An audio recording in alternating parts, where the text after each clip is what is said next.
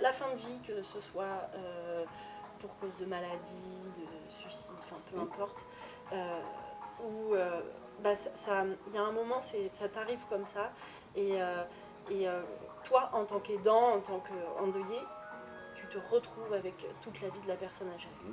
Et donc, je me suis dit, c'est les mêmes problématiques.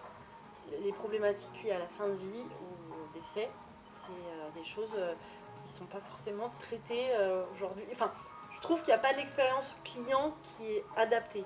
Et moi, en étant issue du service, des métiers de service, je me suis dit, mais c'est là où il faut créer quelque chose de la même manière que tu facilites la vie des gens en entreprise, tu dois leur faciliter la vie sur cette période-là. Et mon grand-père est décédé, ma grand-mère est restée à domicile, elle avait ses petits voisins qui allaient la visiter, etc. Et puis un jour, paf, tu commences à avoir une perte d'autonomie. Et là, déjà, ma mère qui s'est mise à mettre en place du maintien à domicile, des infirmiers, la pharmacie, et elle y allait quasiment tous les week-ends pour vérifier que le portage de repas c'était ok, que ci, que ça. Même les voisins qui ont une soixantaine d'années, ils ont leurs petits-enfants à côté. Enfin, en fait, c'est un vrai métier de faire ce genre de choses, quoi. Enfin, voilà. Et puis, arrivé en 2022, mamie, elle a vraiment trop perdu en autonomie. Et il y a un moment, quand tu es à 60 bornes, tu te dis, mais est-ce qu'elle va bien, quoi. Enfin, elle répond pas au téléphone. Donc tout de suite, il y a un peu la panique. Voilà, exactement. On appelle les voisins, on appelle les amis, exactement. on appelle ces gens-là. Mais il y a un moment, il faut trouver une solution viable, parce que tu peux... Enfin, en France, la politique, c'est vraiment de maintenir le plus longtemps possible les seniors au domicile, ce qui est bien, mais ils perdent en lien social fort. Ça, toutes ces personnes âgées, je trouve qu'on leur apporte pas assez en termes de services, de soins, de bien-être, etc. Voilà. Bon, et du coup, pour revenir sur le concept de la conciergerie, et donc de mamie, il y a un moment, elle est partie en maison de retraite. Ma mère a dit, bon, j'ai plus le choix, maintenant il faut que je la mette en maison de retraite, quoi. Enfin, donc, elles se sont concertées avec ma tante, sa sœur. Et puis elles ont dit, on va la rapatrier à proximité, donc il faut lui chercher une maison de retraite. Vu que c'est pas son secteur, elle n'est pas prioritaire. Il faut que tu cherches un médecin traitant qui soit à proximité. Tu connais la problématique des médecins traitants aujourd'hui. Ensuite, une fois que la maison de retraite, s'il y en a une où elle est acceptée, il va falloir lui préparer ses valises. Tu as tous ces abonnements, tous ces services de maintien à domicile que tu avais mis en place, il faut que tu les arrêtes. Et puis ensuite, tu te retrouves, donc tu l'installes, et puis là, tu te retrouves avec sa vie sur les bras, quoi. Sa maison, sa voiture, ça peut être son animal de compagnie aussi.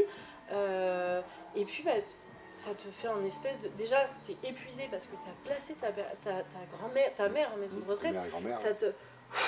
Ça te fait un effet de masse sur les épaules. Et là, on te dit encore, maintenant, phase 2, vous allez devoir vendre la maison parce qu'il faudra payer la maison de retraite.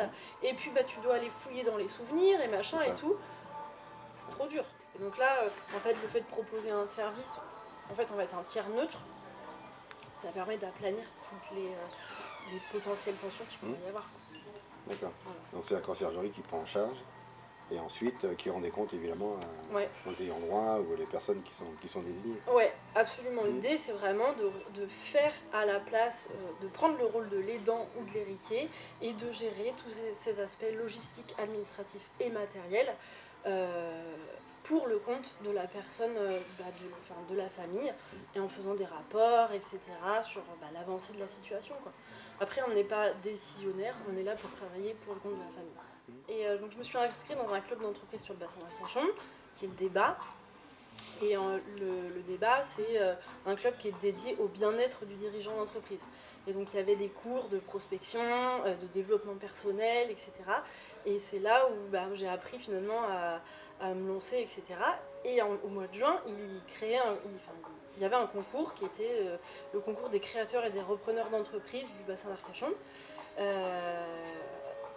Et donc j'ai dit je vais présenter le projet et si ça marche pas, j'arrête. C'est pas grave, voilà.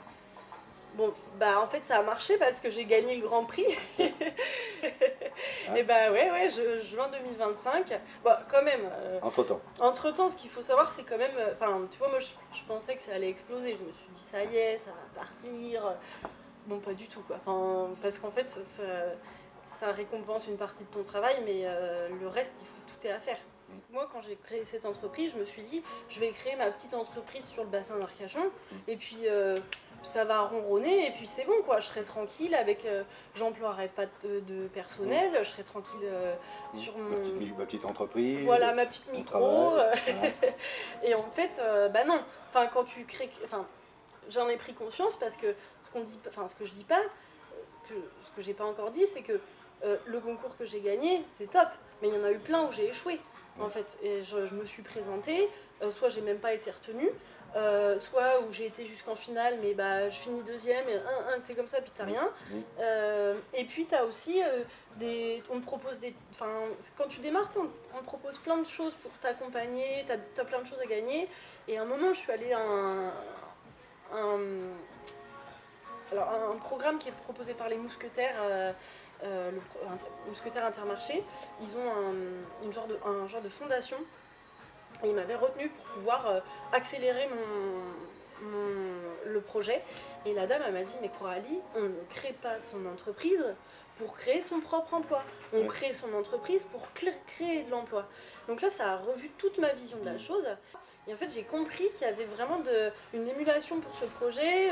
Souvent, j'ai eu des appels d'infirmières ou ce genre de choses qui m'ont dit « J'ai vu ce que vous faites, j'aimerais bien faire la même chose, etc. » Et je me suis dit « Mais en fait, je ne peux pas rester toute seule avec ça. Il faut... » Mon idée, il faut que je la développe. Voilà, il faut développer et peut-être qu'il faut développer d'une manière où la personne elle sera investie au même titre que moi. Voilà, et donc c'est vrai que sur 2024, l'idée ça a été vraiment de dire comment j'arrive à transmettre mon petit savoir-faire pour qu'on puisse commencer à créer quelque chose ensemble et faire rayonner la conciergerie des étoiles, non pas sur un territoire, mais sur des territoires français de manière générale. Et donc juin 2025, deuxième prix. Le deuxième prix, donc Cobas Innovation. Ce prix, en tout cas ce concours, ça m'a permis encore d'avoir une nouvelle vision de la chose, comment je vois la suite et comment je la montre aux autres, comment j'explique ma vision aux autres, et ça c'est super. Et voilà. Et puis la Conciergerie des Étoiles a reçu le prix de la Cobas et le prix coup de cœur de Airbus Développement. C'est formidable. Ouais, un gros moment d'émotion. Exactement. Et surtout les mots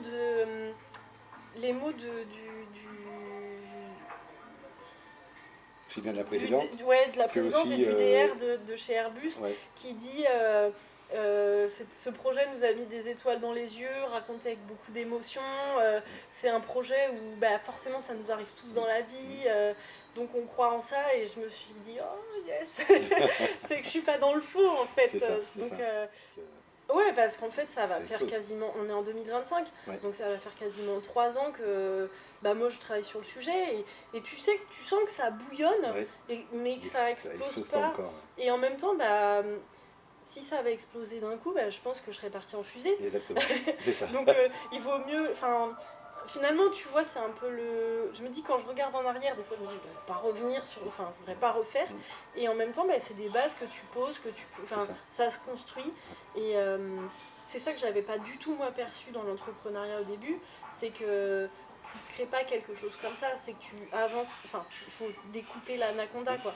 Tu démarres, et puis après il y a d'autres choses qui vont s'ouvrir et tu vas voir autre chose, et puis en fait c'est là que quand tu regardes dans le rétroviseur, en fait t'imagines pas, tu dis mince, ça avance pas, mais tout le travail qui a été fait en amont, c'est énorme. Et puis d'un coup paf, tu sais pas pourquoi, ça les planètes se sont alignées, il y a des gens que tu as voulu rencontrer depuis des années, tu n'as jamais réussi, et puis d'un coup tu te retrouves presque à déjeuner ou à dîner à côté, et tu te dis mais attendez, moi ça m'intéresse, donc voilà, et les gens en parlent de plus en plus. tu te fais connaître de plus en plus dans la région, aussi, sud d'Aquitaine, sud Arcachon. Ouais, tout à fait. D'accord, par des institutionnels, par des choses. Je pense que les mœurs évoluent aussi parce que ils le ressentent d'une manière différente aujourd'hui, parce que quand tu parles avec les gens, il y a forcément quelqu'un qui a quelque chose à confier sur quelque chose qu'il a vécu. Moi, le départ de ma mère, ça a été horrible parce que j'ai eu ci, j'ai eu ça. Et les gens ont besoin de se livrer là-dessus. En fait, je me dis, ça prendra le temps que ça prendra. Oui, mais ça va s'ouvrir. On y arrivera. Quand tu regardes à la suite, ne serait-ce que le prix de l'innovation. Ouais. Tu as les directeurs commerciaux ou autres d'hôpitaux qui te demandent comment se fait-il qu'aujourd'hui vous ne soyez pas dans nos services. Ouais. Mais attends, on a tapé à ta porte avant d'avoir le prix. Et là, on a le prix, maintenant, comment se fait-il qu'on ne soit pas là, qu'on ne soit pas présent. Donc ça ouvre quand même des portes, des perspectives très très intéressantes. Absolument, absolument. Et c'est vrai que il y a souvent des gens pour féliciter, mais il n'y a pas toujours beaucoup de gens pour encourager. Et ça, faut pas l'oublier. C'est vrai, en tout cas, bravo. Merci. Bravo. Voilà.